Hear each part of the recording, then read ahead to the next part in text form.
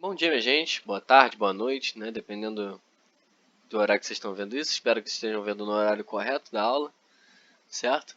Para a gente poder tirar dúvidas durante o horário, ok?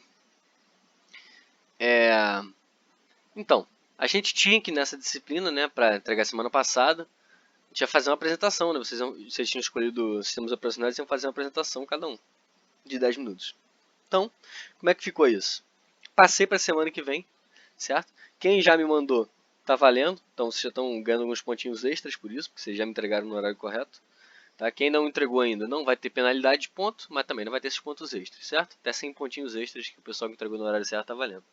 Por outro lado, se vocês que já entregaram quiserem pegar de volta e fazer em formato de vídeo, uma apresentação, vocês podem, ok?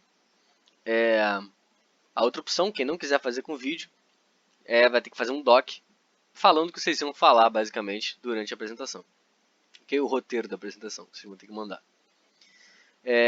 Vale mais ponto se vocês fizerem vídeo. Também vai ter pontos extras. Então, são no total de 200 pontos extras. 100 pontos extras para quem já entregou até agora. E mais 100 pontos extras se vocês fizerem vídeo. Quem já entregou até agora, quiser pegar e fazer vídeo, também pode. Vai continuar valendo aqueles 100 pontos. Vocês já entregaram. Já ganharam 100 pontos extras. Certo? Então é isso. Semana que vem, façam o favor de entregar no horário da aula. Até o horário da aula. Certo? Então o pessoal da noite tem que entregar até 8h15 e o pessoal da manhã, 8h15 da noite, e o pessoal da manhã tem que entregar até 8h20 da manhã. Certo? Combinados? Então vamos para a nossa aula. Nessa aula a gente vai falar um pouco de características e composição dos SOs. Certo? A gente vai falar primeiro de 4 tipos de SOs que existem, né, que são menores, não são tão grandes assim quanto os que a gente mais conhece. Depois a gente vai focar aí no Unix, Linux e no Windows, que são os maiores, né, sistemas operacionais, né, de computadores pessoais, enfim. Tem vários, e inclusive o que a gente usa em celular, né, que agora o Android passou o Windows, né, como o sistema operacional mais utilizado. O Android é baseado em Linux, certo? E o iOS dos iPhones é baseado em Unix. Então, no final das contas, esses três são os principais mesmo. E no final, no último slide, a gente vai ver os 4 componentes dos SOs. Beleza? Essa aula não vai ter exercício, como tem normalmente, certo? Vou deixar para vocês usarem esse tempo para estudarem aí fazerem a apresentação, certo? Criarem os slides, então pesquisarem.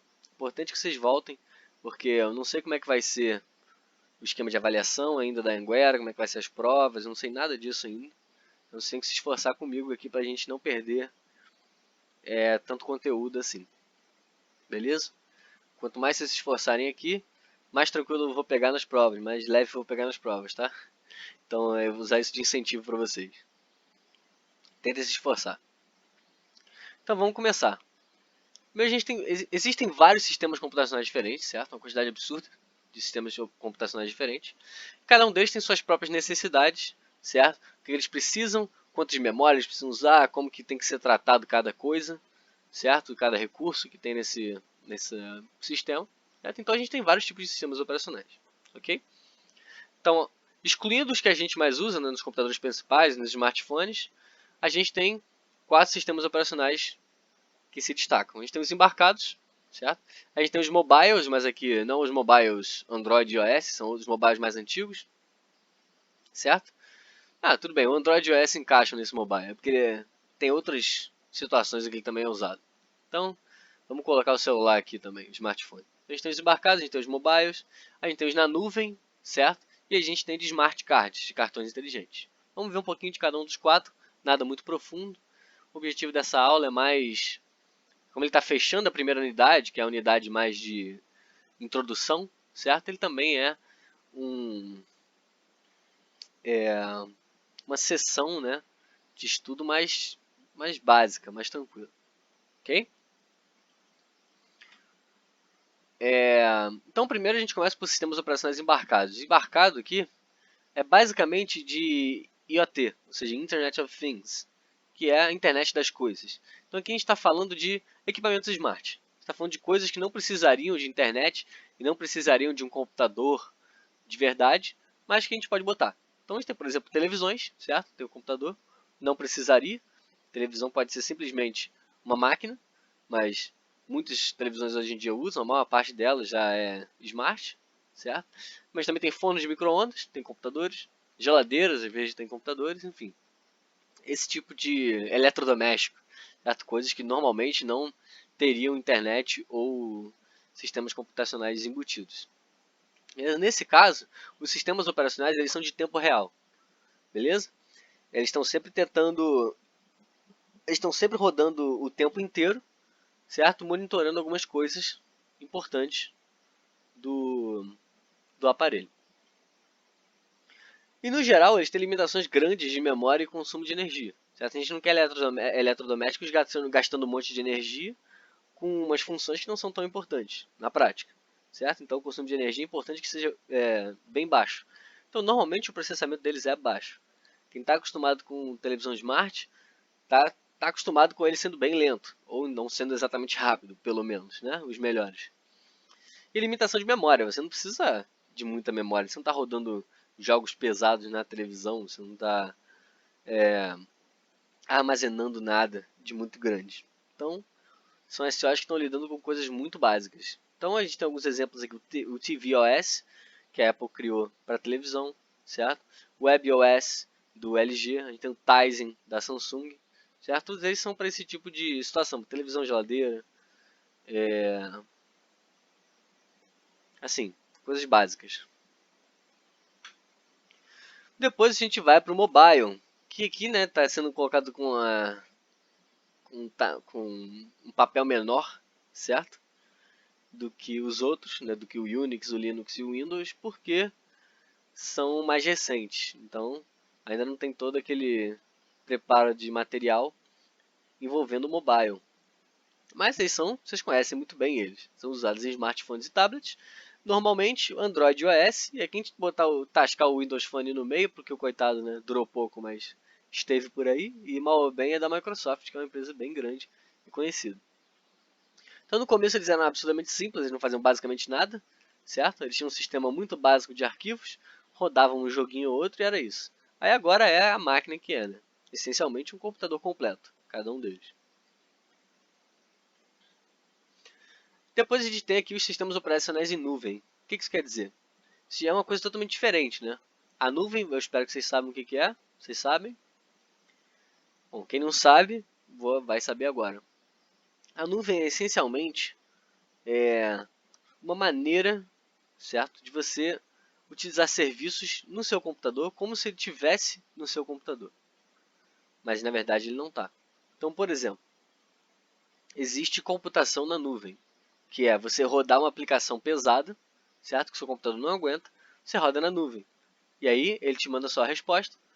E inclusive existem várias situações em que isso acontece de maneira transparente, você nem sabe o que está rodando na nuvem, certo? O jeito mais conhecido de nuvem que a gente tem é em termos de memória, em termos de HD, né, de espaço para armazenamento de dados. Né? Por exemplo, o Drive que vocês estão usando agora, né, para ver esse vídeo, é um tipo de nuvem, certo? A gente está guardando ali dados. Mas também pode ser usado para processamento. Aí a gente pode ter redes, pode ter acesso a banco de dados, esse tipo de coisa, tudo feito na nuvem. E nesse caso, a gente está falando de um sistema operacional na nuvem, é um sistema operacional que não roda no seu computador. Ele roda na nuvem. Então os aplicativos ficam na nuvem, os dados do usuário ficam na nuvem, o processamento todo é feito na nuvem, certo? E o acesso é via internet. Então o melhor exemplo disso é o Chrome OS. Vocês podem baixar aí, certo? Ele roda no seu browser, essencialmente. Você abre o Google Chrome e você vai ter um sistema operacional ali. Por último, a gente tem sistemas operacionais de smart cards. Sabe, smart card é um cartão inteligente. Então são cartões simples, certo? Cartões tipo cartão de crédito, cartão de débito, bilhete único, esse cartão que a gente tem de escola, né? Tem algumas escolas, algumas faculdades que tem cartão com chip. Você pode usar de Rio Card, esse tipo de coisa. Beleza? E ali dentro tem sistemas operacionais rodando nesses chips. Nesses chips minúsculos. Então eles vivem com restrições absolutamente severas de memória e de energia, certo? Eles têm que durar 2 anos com nada de bateria ali dentro, né, naquele chip. E normalmente o que eles fazem é bem simples mesmo. Então a gente faz o quê? Pagamento, a gente faz saque, né? A gente está incluso em pagamento, né? Mas eu diria do Rio Card, né? Que a gente paga passagem, esse tipo de coisa, né? E o exemplo desse é o nome do sistema operacional é Multos. Então, se alguém tiver interesse, né, de estudar esse Multos aí para apresentação da semana que vem, fiquem à vontade, certo? Todos esses sistemas operacionais que eu falei, o Multos, o Chrome OS, esses três de sistemas operacionais embarcados são interessantes para estudar, caso alguém queira, ok? E eu sei que ninguém escolheu. Agora vamos para os grandes, né? Para os pesados. A gente tem o Unix, que é o primeiro de todos, o mais novo, e o Linux foi baseado nele, certo? Então, em 1960, o objetivo era desenvolver o primeiro sistema operacional revolucionário chamado Multics. E ele estava sendo desenvolvido, chegou a ser terminado, né, para o GE 645, que era um mainframe. Uma máquina bem grande para fazer supercomputações. Ok? Mas no final dos anos 60, certo? Tiveram vários problemas de projeto e alguns desenvolvedores acabaram deixando ele, certo? E saindo deles, eles foram criar o Unix, né? Inclusive esse nome é meio que uma Unix, né? CS, que é meio que um jogo de palavras com multics, certo? O multics seriam instruções multiplexadas e no Unix seriam unidades de instruções. No final das contas é só uma piada com o multics, né? E aí, eventualmente, inclusive nem mesmo os autores, os desenvolvedores sabem direito quando, ele acabou sendo renomeado para Unix, com X, certo? E ficou, foi Unix com X mesmo. No começo ele era escrito em Assembly, né, ou seja, linguagem de máquina, as linguagens bem básicas, e eventualmente ele foi reescrito, né, já tinha sido feito, pelo menos uma boa parte dele já tinha sido feito em C, em Assembly, e foi reescrito em C para facilitar a adaptação em outras plataformas. Então você poder botar em várias máquinas, certo? Foi escrito em C. Que aí você só precisava do compilador de C, ele rodaria em outras máquinas. Ok? O Assembly, a linguagem de máquina, obriga esse SO a rodar em máquinas específicas que aceitem aquele assembly, certo? Que aceitem aquela linguagem de máquina. Então, o Unix tem algumas características, certo? Que a gente já viu, inclusive, na aula passada. Ele é multiprogramável, ou seja, vários programas podem estar rodando ao mesmo tempo, certo? Ele é multiusuário, então a gente pode ter mais de um usuário utilizando o sistema operacional ao mesmo tempo, certo? Multiprocessador, então ele suporta computadores tanto com um processador só quanto com vários. E ele implementa o que a gente chama de memória virtual. Essa memória virtual a gente vai ver bonitinho lá no final do curso, é o último tópico do curso, certo? Mas essencialmente o que a gente faz com a memória virtual é pegar uma parte da memória secundária, certo? E fingir, entre aspas, que ela é a memória principal. Então a gente estaria, por exemplo, nossa memória principal de 3 GB, a gente pegaria 1 GB de memória secundária, né, de um HD ou de um SSD, por exemplo, e diria que a nossa memória principal, na verdade, tem 4 GB. Só que na prática ela tem 3 GB e 1 GB de memória de HD que está sendo usado ali.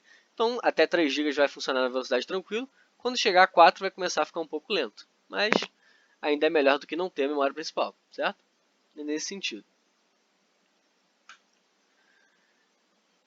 Bom, continuando em relação às classificações que a gente viu na aula passada, o Unix é monolítico, certo? Então ele foi criado por vários módulos, certo? Como toda estrutura monolítica permite.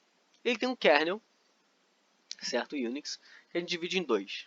A gente tem a parte do kernel que é dependente de hardware, certo? E a gente tem a parte que é independente de hardware. Então a parte independente de hardware é que vai tratar as system calls, certo? Vai gerenciar processos, memória, certo? Também independente de plataforma. Ele não está acessando direto a memória essa parte, tá?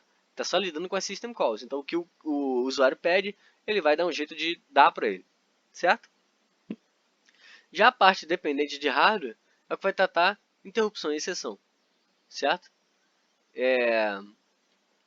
Então qualquer tipo de interrupção criada por dispositivos de entrada e saída, né, ou qualquer problema que dê, ele que vai tratar essa parte dependente de hardware.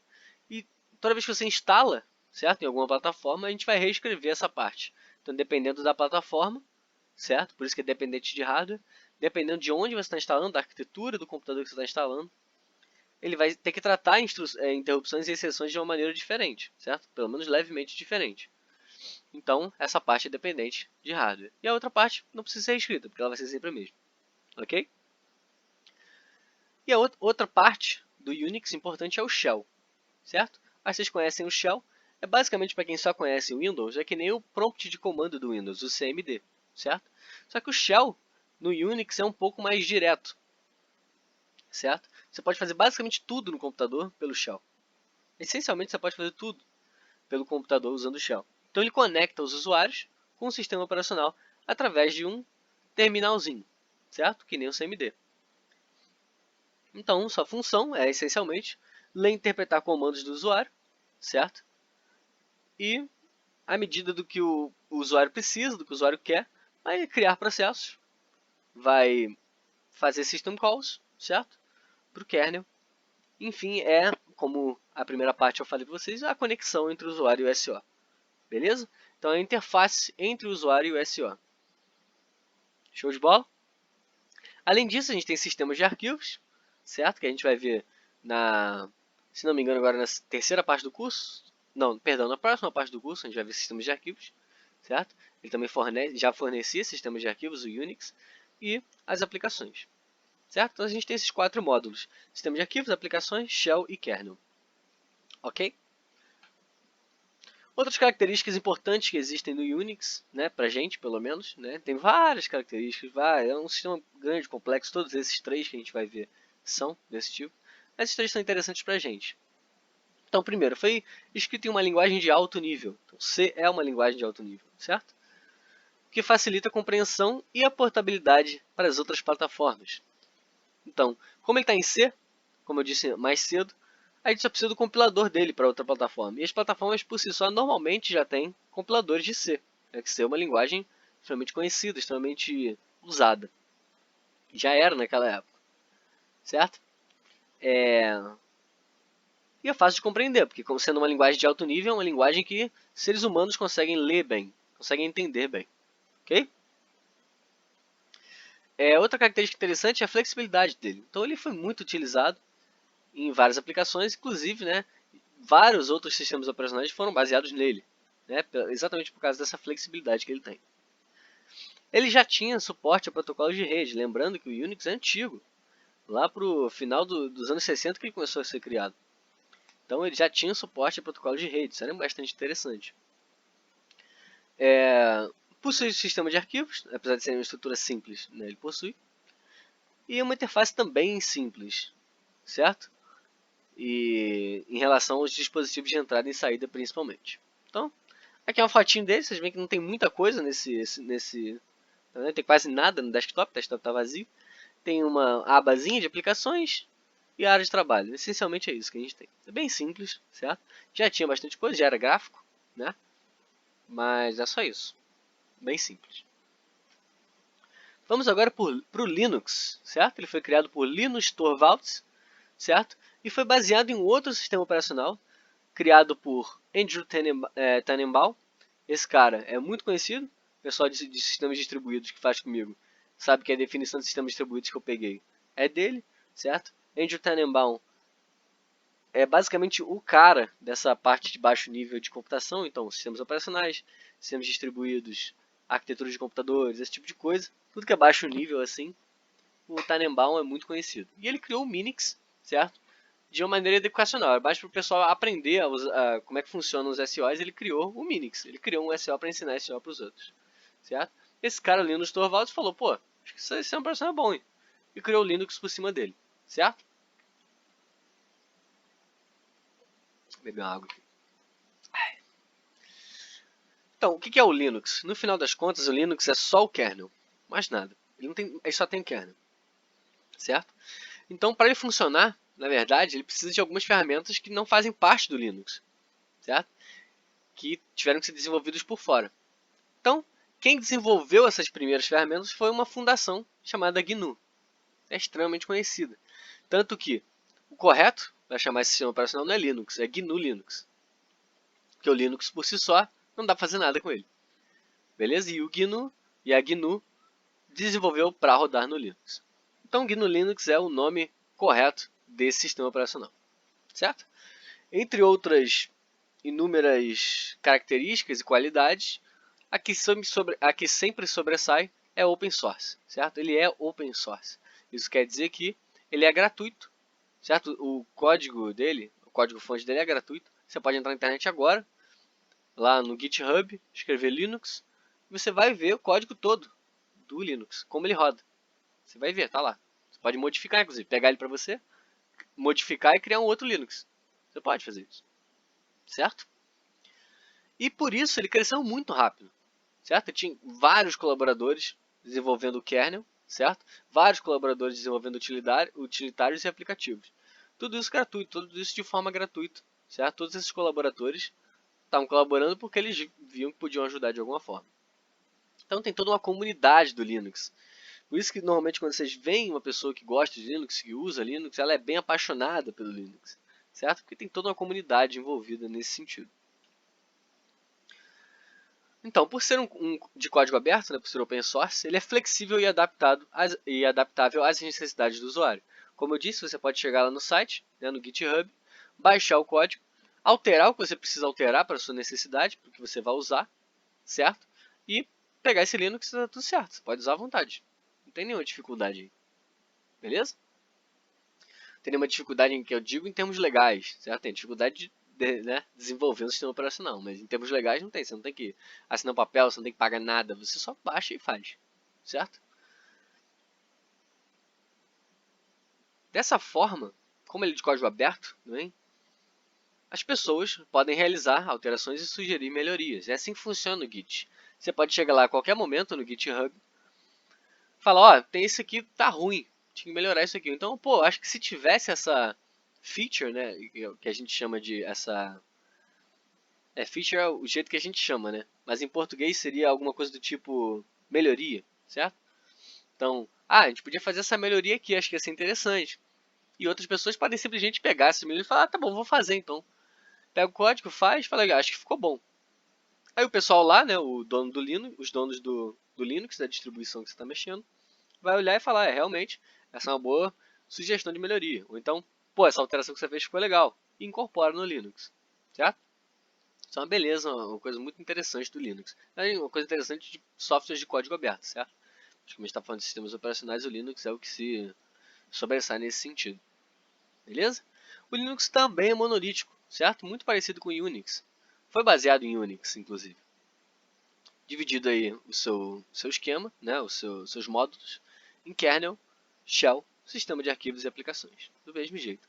Aqui as aplicações, obviamente, são na verdade, as aplicações, sistemas de arquivos e shell foram feitos pela GNU e o kernel é o Linux em si. Certo? Uma coisa interessante do Linux, que eu acho que todo mundo conhece Linux, já ouviu falar disso, né? Que ele tem várias distribuições, certo? Dependendo de como que ele trata a interface gráfica, quais programas já vêm nele, né? Quais programas foram feitos nele. A gente tem várias distribuições nesse sentido. Então, algumas distribuições mais conhecidas, inclusive a maior parte delas vocês escolheram, né, para apresentar. O Debian, tem gente para apresentar. O Ubuntu eu não deixei, porque ela é mais conhecida. Todo mundo que usa Linux normalmente usa Ubuntu. Aí tem a Mint, Fedora, Kurumin. Acho que todos esses foram escolhidos. Acho que de manhã não escolheram Kurumin, certo? E o Fedora acho que não foi escolhido por ninguém. Então Fedora e Ubuntu ninguém quis, mas o Kurumin de noite escolheram. Então Debian ela é antiga, sabe? Ela é bem antiga.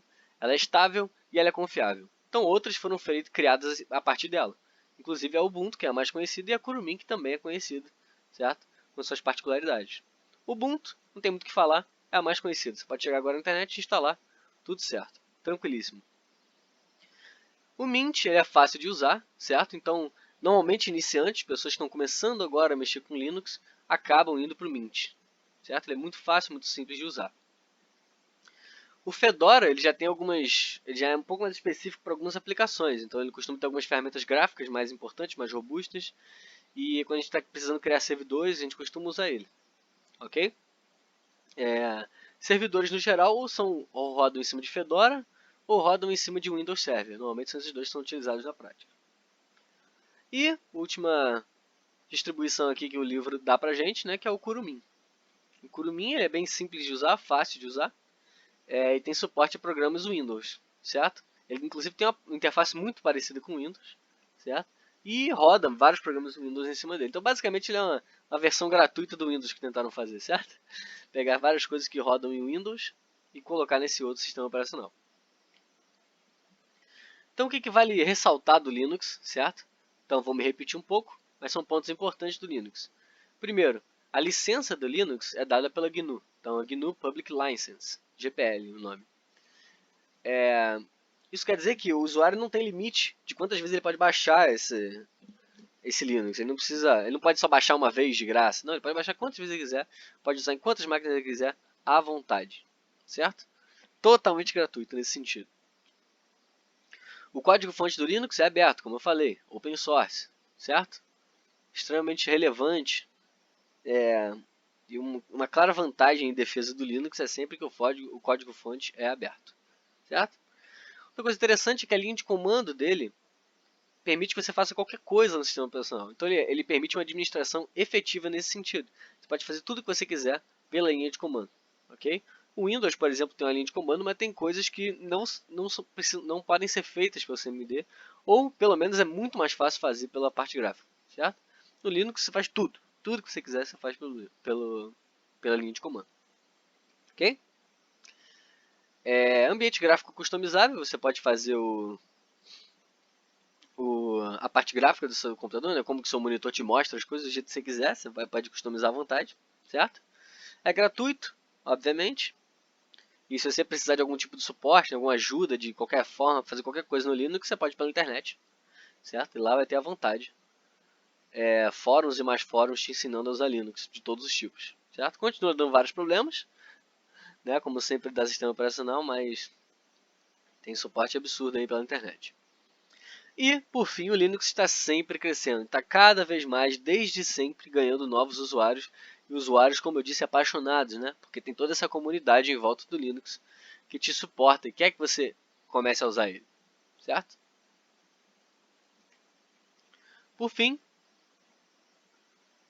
vamos falar do Windows, certo? O MS-DOS a gente já falou muito nessa aula, também falamos em arquitetura de computadores, né? Foi o sistema operacional do IBM PC, certo? Então, o primeiro sistema operacional de computadores pessoais, certo? Ele foi criado em cima do... Não, antes de falar do Windows, né? Vamos terminar de falar do DOS. Como eu já falei, ele é basicamente só a linha de comando. Parecido com o prompt de comando do jeito que ele é hoje. O prompt de comando, né, o CMD, foi baseado na interface do DOS. Então ele é bem parecido nesse sentido. Ele é monoprogramável, então ele só rodava um programa por vez. E monousuário, então só podia ter um usuário conectado com o sistema operacional e um programa rodando usando todos os recursos do computador, certo? Então a Microsoft, vendo que existiam outras concorrências aí, né, de sistemas operacionais que usavam interface gráfica, resolveram criar uma para o MS-DOS, chamado Windows, ok? Então, o Windows, né, das versões 3.0 até 3.11, eles basicamente não eram sistemas operacionais. Eles eram só uma interface gráfica que rodava em cima do DOS, certo? Como se fosse um programinha, certo? Existem vários jogos já para MS-DOS. Um exemplo deles é o Warcraft 1 e o Warcraft 2, rodavam em MS-DOS, então é uma coisa maravilhosa aquilo, vocês podem imaginar. Então já tinha como você fazer coisas gráficas usando o MS-DOS. Então o que eles fizeram basicamente foi o Windows 3.0 e o 3.1, 11, basicamente programas que rodavam no MS-DOS com interface gráfica. Então era isso que ele era basicamente. Ele rodava em cima do MS-DOS, ok? Já no Windows 98 começou a... Com o tempo, né, perdão, ele começou a se afastar do MS-DOS. Começou a fazer por fora. Então o Windows 95 já não usava quase nada do MS-DOS, certo? E a versão 98 também não, era bem parecida com a 95. O Windows 98 acho que a maior parte das pessoas assim, mais velhas, né, com mais de 20 anos, 25, mais de 25 anos, né, chegaram a usar bem o Windows 98. Porque eu peguei o finalzinho, eu tenho 24.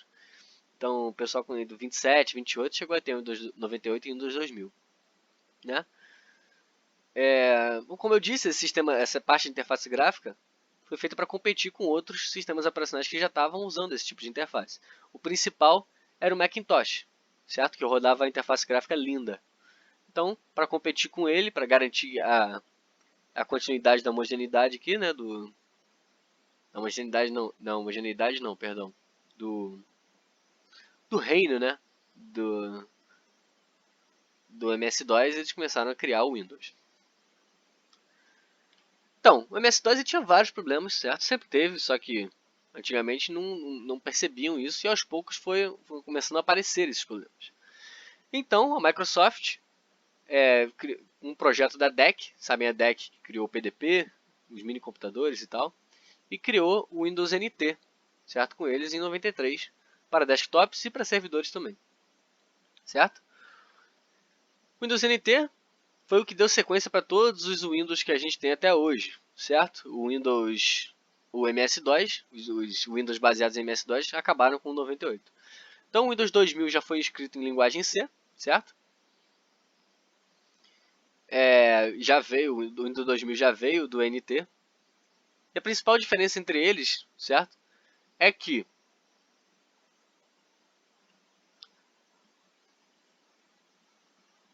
o Windows 2000 ele tinha serviços orientados, certo? A ambientes distribuídos e de rede. Então, até então, ou melhor, o Windows NT não lidava bem com redes, certo? Em ambientes distribuídos, ou seja, com sistemas distribuídos, várias máquinas conectadas.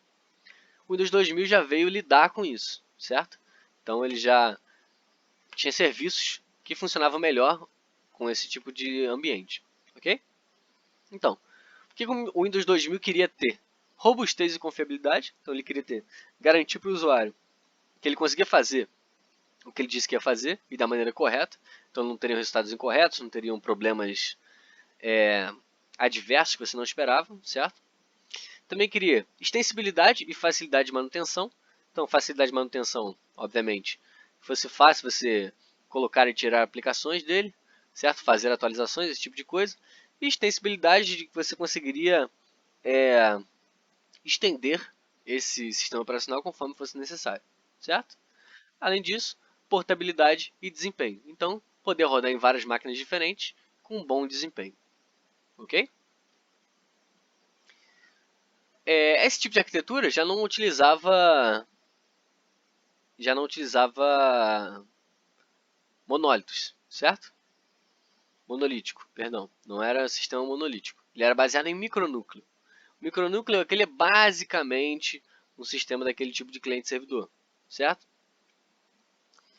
E nesse caso dele, cada módulo poderia ser removido, atualizado ou substituído sem precisar alterar o sistema todo, certo? Porque eles usavam aquele esquema de servidores rodando como processos em modo usuário. A gente viu isso na aula passada, certo?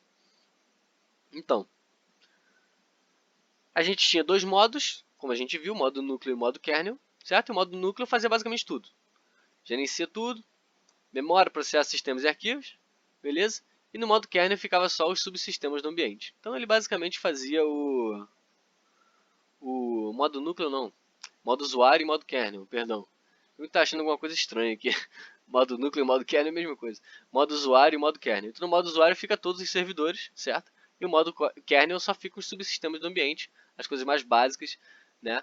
Para conseguir acessar o que faz aquele papel de servidor, certo? Que eu falei na aula passada. Então o usuário vai se comunicar com o modo kernel só para pedir o acesso, né, os recursos do sistema e ele vai voltar para o modo usuário para gerenciar todos esses processos, ok? É só pensar na arquitetura cliente-servidor que a gente viu. Então, a sequência foi, depois do Windows 2000 veio o Windows XP, esse eu acho que todo mundo aqui pegou, certo? Todo mundo adorava essa versão, ela era muito estável, e em relação ao Windows 2000 ele já vinha mais bonitinho, né? A parte visual dele. Antes era aquela coisa quadradinha, mais chepinha, todo cinza e tal. Depois veio o Windows Vista, que todo mundo odiava. Ele tinha um monte de coisas visuais que não eram interessantes e deixavam tudo muito lento. Então o Vista ninguém gostava. Veio o Windows 7, que ainda até hoje é o mais utilizado do mercado. Ele é muito rápido, é muito estável, é fácil de usar, não tem problema nenhum. O Windows 8 a gente nem fala, ignora ele, beleza? Não existiu.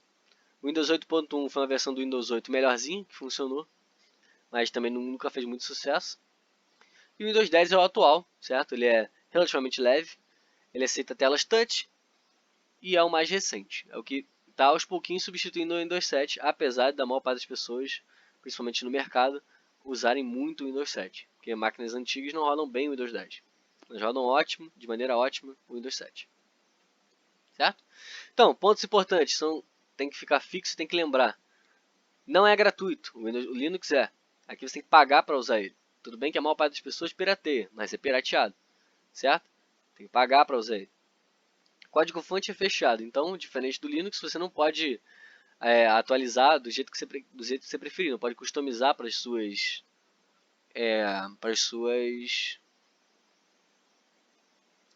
próprias necessidades diferentes, certo? Não pode fazer isso.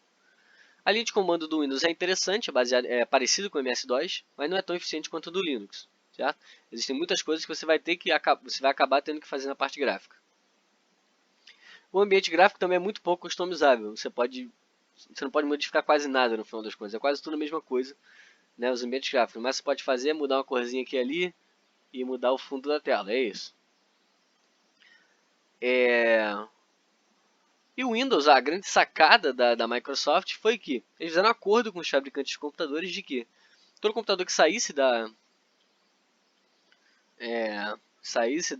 que fosse para o mercado iria com Windows instalado, certo? Então o custo do Windows já ia embutido no computador. Então o usuário, na hora que ele comprava o computador, ele já estava pagando por um Windows junto. E a Microsoft não só ganhava dinheiro com isso, como ficou extremamente popular por causa disso. Então o Windows cresceu e é o que é hoje basicamente por causa desse acordo, certo? Que foi um ótimo acordo que eles fizeram. Então é isso, falamos do Unix, falamos do Linux, falamos do Windows, falamos um pouquinho dos sistemas operacionais menores, ok? E agora, por fim, a gente vai falar sobre os componentes do sistema operacional.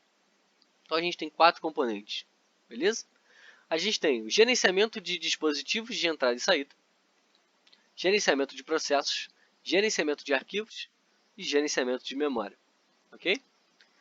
Aqui a gente vai ver cada um desses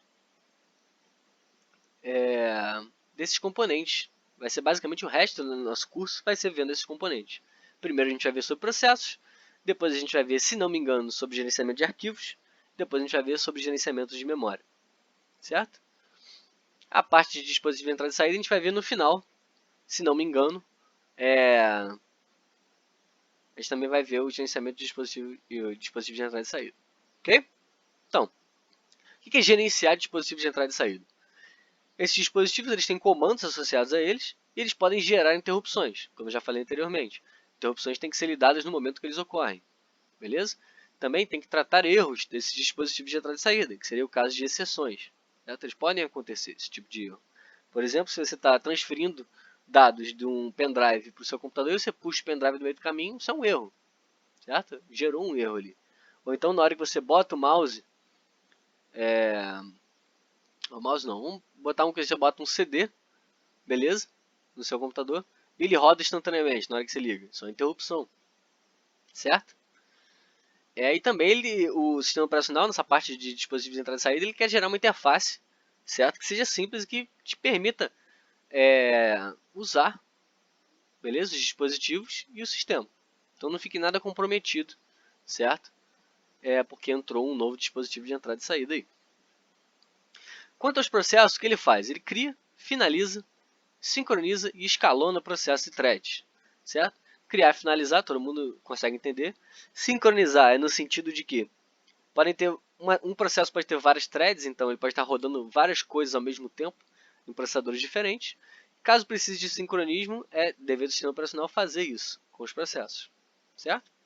E a parte de escalonamento é lidar com qual processo vai estar usando com qual processo, perdão, vai estar utilizando o processador em qual momento. Então é ele que decide isso, beleza? Gerenciamento de arquivos, ele vai basicamente gerenciar os nomes e os diretórios dos arquivos. E a parte de gerenciamento de memória, beleza? Ele gerencia quais partes da memória estão em uso, certo? E quais estão disponíveis. Além disso, ele também vai administrar trocas de processos entre a memória principal e a memória secundária. Então, o que a gente chama de swap, né? Quando que um processo vai estar na memória principal e quando que ele vai estar na memória secundária, caso a memória principal esteja cheia. Beleza? E é isso que nós temos por hoje, meus jovens. Não se esqueçam do trabalho para a semana que vem. Tá? Extremamente importante. Outra coisa. Baixem em suas máquinas, caso seja possível, o VirtualBox. Ok? VirtualBox é uma máquina virtual que permite a gente instalar sistemas operacionais nele e usar nessa máquina virtual. Então eu pretendo, não sei se semana que vem ou na outra, fazer uma aula com vocês para a gente ver um pouquinho de Linux, certo? Através da máquina virtual do VirtualBox. Ok? Então, bom dia, boa tarde, boa noite para todos. A gente se vê na próxima aula.